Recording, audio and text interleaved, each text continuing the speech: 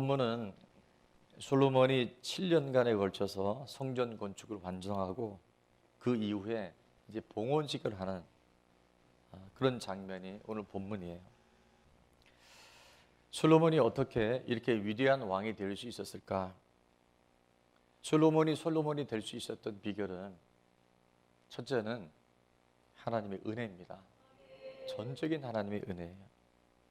그런데 또 하나의 비결을 찾으라고 한다면 그것은 바로 아버지 누구죠? 다윗. 그 다윗의 믿음과 하나님에 대한 사랑이 오늘 아들 솔로몬이 있게 된 줄로 믿습니다. 특별히 오늘 이 어버이 주를 맞아서 아버지 다윗의 믿음이 그 아들 솔로몬에게 절대적인 영향을 미쳤듯이 오늘 우리가 진정한 효를 한다는 것, 자녀들의 도리를 행한다는 것이 무엇일까? 바로 다윗과 이 솔로몬의 아버지와 아들, 부모님과의 자녀의 관계를 통해서 그 은혜를 함께 공유할 수 있기를 주의 이름으로 축원합니다. 우리가 잘 아는 것처럼 다윗은 원 가정 안에 상처가 있었고요, 쓴뿌리가 있었던 그런 사람이었어요. 그래서 시편 27편 10절에 보면 이렇게 다윗의 삶을 짧은 한 줄이지만 표현하고 있습니다. 한번 다 같이 읽어볼까요? 시작. 내 부모는 나를 버렸으나 여호와는 나를 영접하시리이다. 내 부모는 나를 버렸지만 누구는? 여호와는 나를 영접하시리이다. 인간적으로 본다면 참 가슴 아픈 이야기고 어쩌면 참 슬픈 이야기일 수 있어요. 그런데 말씀 잠깐만 띄워놔줘 보세요. 우리가 무엇에 집중하느냐, 오늘 내가 내 마음의 중심을 어디에 두느냐에 따라서 똑같은 상처, 똑같은 쓴뿌리를 갖고 살아가지만 그 인생은 전혀 다른 인생이 될 수 있다는 거예요.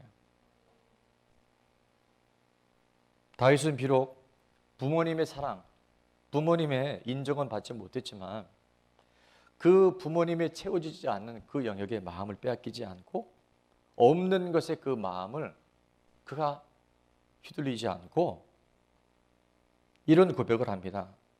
오히려 내 부모님은 나를 버렸지만 내 하나님은, 여호와는 나를 맞아주시고 나를 기다려주시고 나를 지켜주실 것입니다. 그는 하나님께 집중했고 하나님께 마음을 두었고 하나님께 중심을 두었어요. 오늘 우리가 살아가면서 내가 원하고 내가 기대했던 것들이 채워지지 않을 수 있는 가능성은 매우 많습니다. 그러나 다윗은 그 없는 것, 지금 내게 채워지지 않은 것들에 집중하지 않았어요. 여호와는 내 이런 절박한 상황 가운데서도 나를 영접해 주시고 나를 지켜주시고 나와 함께 해 주실 것이다. 그 믿음의 고백이 다윗을 있게 하고 그 아들 솔로몬의 번성을 허락하신 줄로 믿습니다. 아마 얼마든지 순서를 바꾸며 살아가도 누구도 할 말이 없었을 거예요. 그래서 제가 오늘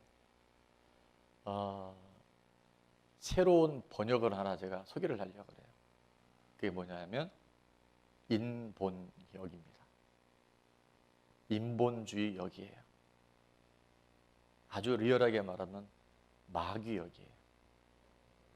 자, 이렇게 이해할 수 있어요. 여호와는 나를 영접했지만 그러나 내 부모는 나를 버렸습니다. 나에게 상처를 줬습니다. 내 형제들 나를 버려버렸습니다. 여러분, 똑같은 인생인데 내가 어디에 초점을 두냐에 따라서 인생은 전혀 다른 삶을 살 수 있어요. 이렇게 인본주의 역으로 가지 않았어요. 하나님이 원하시는, 하나님이 바라시는 그곳에 마음을 두었던 것이, 내 부모는 비록 나를 버렸지만 여호와는 나를 영접하실 것이다. 늘 나와 동행하실 것이다. 오늘도 하나님 그런 사람 찾고 계시고, 하나님 그런 사람을 통해서 그 환경이 어떠하든지 그의 과거가 어떠하든지, 그의 미래가 얼마나 불투명하든지 상관하지 않고 하나님이 그 삶을 책임지시고 그 삶 가운데 하나님의 살아계신 능력이 반드시 함께 하실 줄로 믿습니다.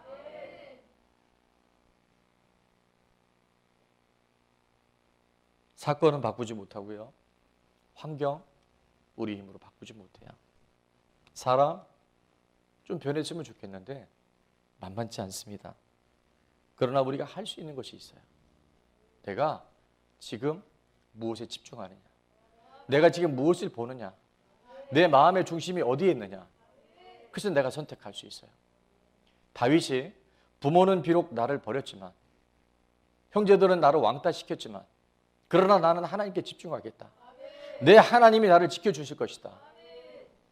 그 위대한 고백이 다윗의 인생을 바꿔버렸고, 그의 가문을 바꿔버렸고, 그의 후손들이 복을 받는 복의 근원이 된 줄로 믿습니다. 저는 오늘 이 어버이 주일에 우리의 과거가 어땠든, 지금 현재적인 고난이 무엇이든, 앞으로 펼쳐질 환경이 무엇이든 늘 하나님 편에 서서 하나님이 어떻게 내 삶 가운데 개입하시는지, 그 하나님이 내 삶 가운데 어떻게 인도하실지를 믿음으로 선포하고 믿음으로 시인함으로 말미암아 살아계신 하나님의 능력이 실제 나와 내 가정 가운데 그대로 열매 맺는 아름다운 모델이 되어주고 믿음의 모형이 되어지는 그런 가정 될 수 있기를 주의 이름으로 축원합니다. 오늘 말씀의 제목이요, 말씀에 순종하는 것이 뭐라고요? 최고의 효도입니다. 우리가 많은 것들이 효도할 수 있지만 최고 중에 최고의 효도는 바로 하나님께 집중하는 것, 하나님 말씀에 순종하는 것. 그 복은 누구도 빼앗아갈 수 없고, 그 복은 당대만 머무는 것이 아니라 대대손손 흘러가는 최고의 복이 되는 줄로 믿습니다. 그래서 저는 오늘 아버지 다윗을 통해서 아들 솔로몬이 받은 복, 자녀된 우리들이 어버이 주일에 어떻게 하면 우리 가정 안에 하나님 주신 그 놀라운 은혜들이, 축복들이 제한되지 않고 흘러갈 수 있을까? 첫 번째입니다. 한번 같이 읽어볼까요? 시작. 부모님의 좋은 점을 기억하고 이어가는 것이 하나님의 뜻이며 효도입니다. 비록 부모님의 사랑은 받지 못했지만 제게는 하나님의 은혜가 있습니다. 제게는 하나님의 사랑이 있습니다. 우리가 쉐마 교육을 한 지가 이제 3개월째 접어드는데 3월달 주제가 우리가 뭐였었죠? 예, 우리 새로 오신 가족들은 이제 처음 듣는 얘기일 수 있는데 3월달 한 달 동안의 주제는 뭐였냐면 바로 위로였었어요. 하나님의 위로, 또 믿음의 사람들의 위로는요, 우리를 날마다 새로운 사람으로 이끌어가는 줄로 믿습니다. 4월달에는 뭐였었죠? 인정하는 거예요. 하나님의 위로가 주어진 사람은요, 이제 자존감이 높아지고, 첫째는 하나님을 인정해 드렸더니 하나님이 우리 삶을 인정해 주셔요. 너는 범사의 그를 인정하라. 그러면 내 길을 지도하시리라. 그리고 이번 5월달이 뭐냐면 하나님의 위로와 인정이 채워진 사람은요, 온전한 삶을 살아갈 수 있어요. 하나님의 위로와 하나님의 인정이 우리 안에 가득 채워지면 온전한 마음, 온전한 예배자로 우리가 매일을 살아갈 수 있어요. 아버지 다윗의 이 놀라운 고백이 이제 자녀들에게, 후손들에게 흘러가는 것을 우리는 다윗 가문을 통해서 볼 수 있습니다. 특별히 이전에도 우리가 함께 살펴봤지만 다윗 왕이 그런 고백을 하잖아요. 나는 백향목 왕궁에 살고 있는데 하나님의 언약궤는 회막에 있는 것이 너무 죄송하기도 하고 불편해서 뭘 하려고 그랬죠? 성전을 건축해서 하나님께 봉헌하기를 원했었어요. 그런데 그토록 귀했던 그 마음이 나단 선지자를 통해서 하나님 이렇게 말씀하셔요. 너는 안 된다. 너는 성전 지을 수가 없다. 그 이유가 뭐라 그랬죠? 너무 많은 피를 흘렸기에 너는 성전을 지을 수 없다. 보통의 우리라고 한다면 내가 그런 중심된 마음으로 하나님께 성전을 지어드리려고 했는데 하나님 왜 막으십니까? 원망을 하거나 낙심하거나 불평할 수 있었잖아요. 그런데 성경 어디에 봐도 하나님에게 성전 건축을 거절했음에도 불구하고 다윗은 원망하거나 탓하거나 불평하거나 낙심하지 않았어요. 왜 그랬을까? 여러분, 다윗은 성전 건축에 목적이 있지 않았어요. 다윗은 하나님의 은혜가 너무 컸어요. 하나님 너무 사랑한 거예요. 하나님을 사랑하니까 내가 성전을 지어드리고 싶었는데 피를 많이 흘려서 안 된다고 하니까, 그러면 성전 못 짓는 거에 대해서 낙심하거나 불평하는 것이 아니라, 그러면 하나님이 내 아들을 통해서 다음 대를 통해서 이 일을 한다고 하시니 오늘 내가 할 수 있는 일 내가 해야 되겠다. 솔로몬이 왕궁을 성전을 잘 지을 수 있도록 도와주고 미리 준비하고, 그래서 든든하게 하나님의 나라를 세워나가기 시작했어요. 오늘 정말 우리가 하나님을 사랑하잖아요. 그것이 무엇이든 간에 하나님이 기뻐하시는 편, 하나님 원하시는 편에 서서 하루하루를 살아갈 때 그의 삶은요, 놀라운 하나님의 인도하심 속에서 최고의 형통한 자로서 이 땅의 삶을 살아가게 될 줄로 믿습니다. 오늘 우리가 어버이 주일을 맞아서 기억해야 할 것은, 믿음의 부모님이든 또 믿지 않은 부모님이라 할지라도 부모님에게 그 좋은 점들, 본받아야 할 점들을 잘 기억하고 그것을 우리 삶 속에 잘 적용하는 것, 하나님 기뻐하시는 효가 될 줄로 믿습니다.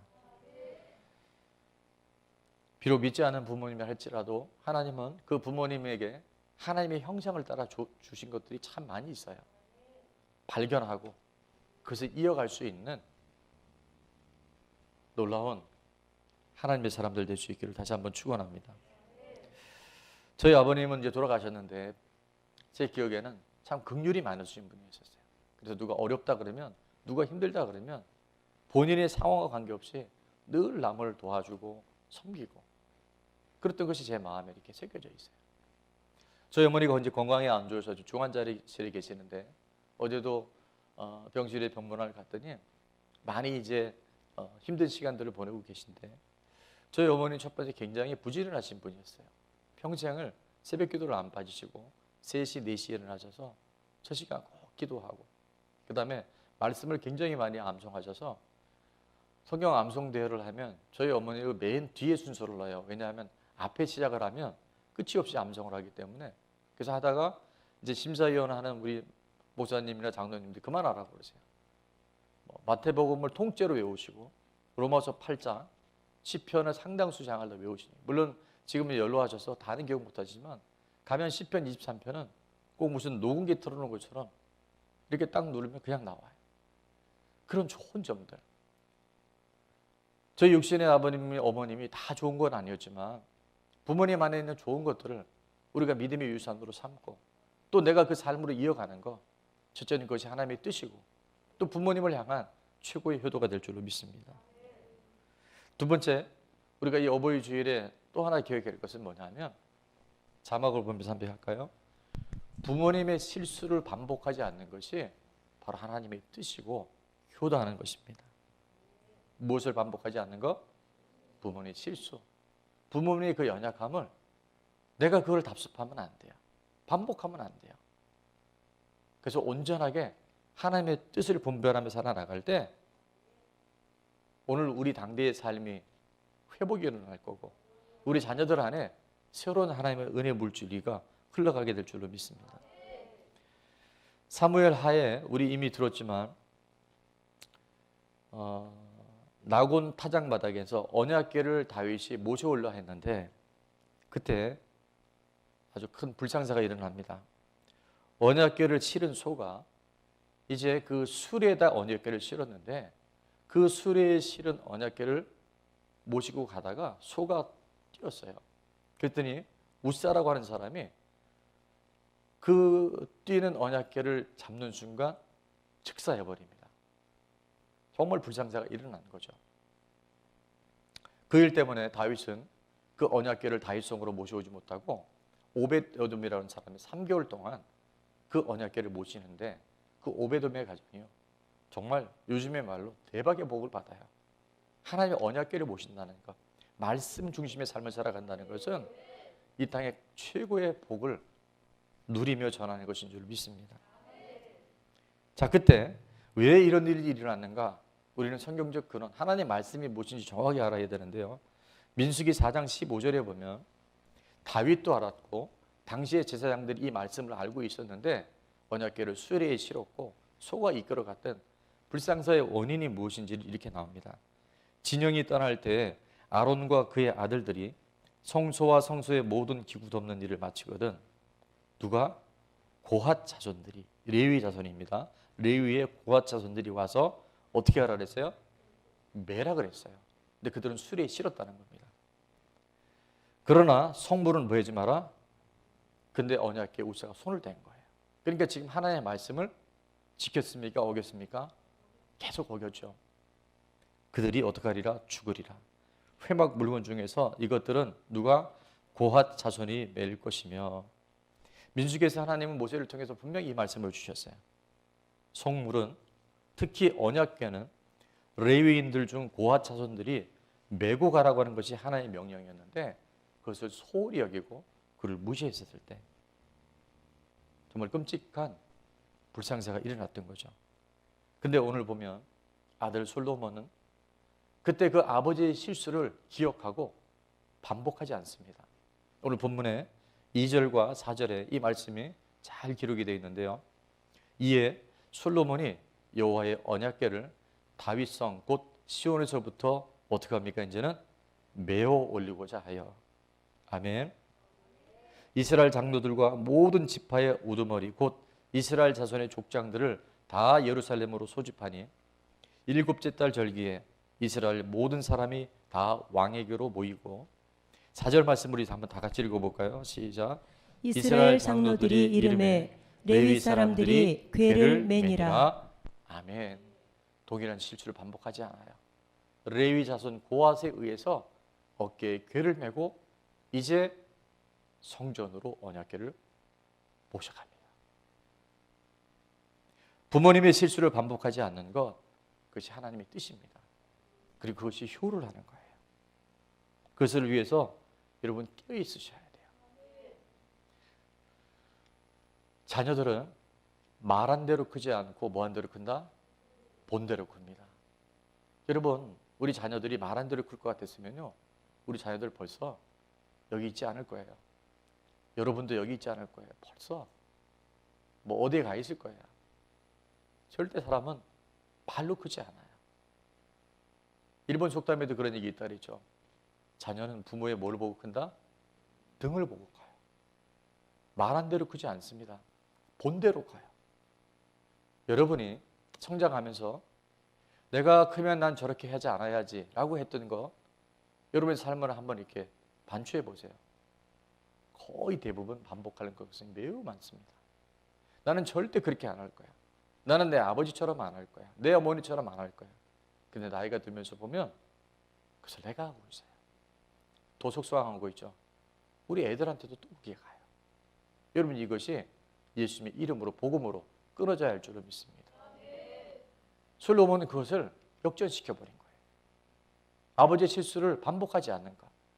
그것은 우리의 힘으로 되지 않고요, 우리의 능으로 되지 않아요. 우리가 중심을 하나님 앞에 드리고 기도할 때, 성령의 도우심을 구할 때 힘으로 능으로 되지 않지만 나의 영으로 가능하다. 성령께서 그 시간 가르쳐줘요. 성령께서 깨닫게 하셔요. 성령께서 살아갈 수 있는 힘을 우리에게 공급해 주셔요. 이것이 내가 원하는 길이다. 이것이 너와 너의 가정과 너의 후손이 복을 받는 길이다.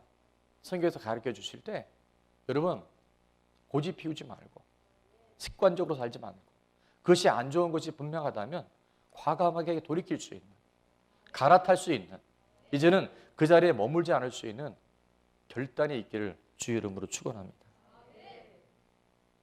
우리가 결단하잖아요. 우리가 믿음으로 주님 앞에 내 자신에 대해서 뜻을 정하고 마음을 정하면 하나님이 다니엘과 그 친구들에게 은혜를 베푸셨던 것처럼, 환경의 문을 열어주셨던 것처럼 더디되는 것 같아도요, 하나님은 반드시 우리 삶을 변화시켜 줄 줄로 믿습니다. 제가 이번에 휴식의 시간을 가지면서 참 많은 시간과 그런 쪽에 휴식을 했지만 이 세상은 한마디로 말하면요, 정말 악하고 음란한 걸 많이 봐요. 거의 제가 TV나 뭐 이런 걸 보지 않았는데 이번에 중간중간에 TV나 이런 뭐 세상 매체를 보면요, 하나님은 온데간데 없고 모든 음란한 것들, 폭력, 살인, 뭐 정말 건강한 삶의 이런 요소들보다는 모든 것이 악하고 모든 것이 음란하고 막장 드라마 이런 것들이 판을 치고 있는 거예요. 갈라디아서 5장 22절은 이렇게 말씀합니다. 우리가 이 땅에 살아가는 동안 악은 어떤 모양이라도 버리라고 말씀하세요. 여러분 요즘에 스마트폰 안에 유튜브 보세요. 지금 우리가 접하는 모든 것들은요, 하나님의 뜻과 하나님의 말씀과 분명히 달라요. 그럼 어떻게 된다고요? 이제 악은 모양이라도 버리세요. 여러분 그게 나를 하나님 앞에 믿음의 사람, 복받을 사람으로 하나님께서 이끌어 가시고 우리 자녀들을 책임질 수 있는, 우리 안에 들어와 있는 나도 모르게 부모님을 통해서 환경을 통해서 슬며시 들어와 있는 모든 요소들을 내가 믿음으로 결단하고 나는 못하지만 하나님이 도와주시면 제가 이제 버리겠습니다. 생각만 하고 마음을 먹어도요, 성령님 기뻐하시고 도와주셔요. 그래서 그것이 내 안에만 머무는 것이 아니라 살아계신 부모님, 돌아가신 부모님께 효를 하는 것이고, 부모님도 얼마나 마음이 아프셨겠어요. 내 자녀들은 이런 삶을 살지 않았으면 좋겠는데 내 자녀들에게 그것이 흘러간다면 부모님의 마음도 힘드실 거예요.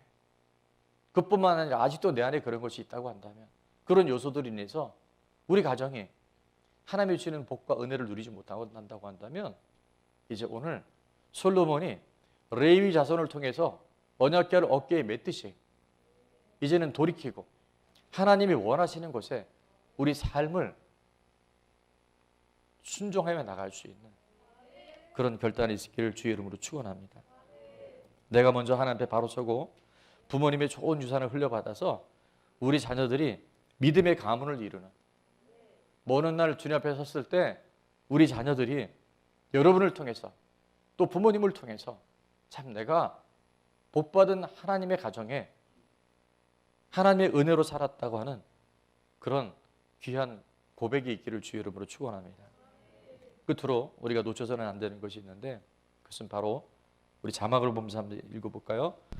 부모님께 복음을 전하는 것이 하나님의 뜻이고 효도입니다. 이미 돌아가신 분들은 어쩔 수 없지만 그럴수록 여러분이 더욱 예수님을 잘 믿어서 내 안에 복음의 삶을 살아낼 수 있기를 축원합니다.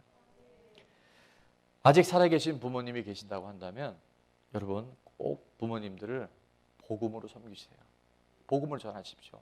그래서 이미 여러 차례 우리가 함께 나눴지만 부모님에게 영접 기도할 수 있는 영접 기도문을 제가 어제도 저희 어머니 방문해서 또 그 기도문을 따라했어요. 그리고 구원의 확신을 여러분이 또 재확신하세요. 지금 예수님이 어디 계신지, 만약에 오늘 내가 죽는다면 내가 어디를 갈 것인지를 확인하고 또 확인하는 게 자녀들이 해야 할 너무 중요한 도리예요. 오늘 3시에 이 자리에 우리 약 90차 항암 치료를 받고 있는 천정은 자매님이 이 자리에 설 텐데, 여러분 사람이 한 10차례 이상 항암 치료 받으면 거의 사경을 헤맨다 그래요. 그 통증이 뭐 척추, 골수, 온몸에 지금 다 퍼져서 5분 후에 죽을지 내일 아침에 죽을지 모르는 그 생명인데도 내 삶의 주인이 내가 아니라 죽고 부활하신 예수님이라는 것을 분명히 믿음으로 고백하며 나가니까 하나님께서 지금도 정말 살아있다고 말은 하지만 육신적으로는 이미 죽은 그 자매를 통해서 힘있게 복음이 증거되고 있는 줄로 믿습니다. 근데 이 천정은 자매님의 아버님이 굉장한 불신자였었어요.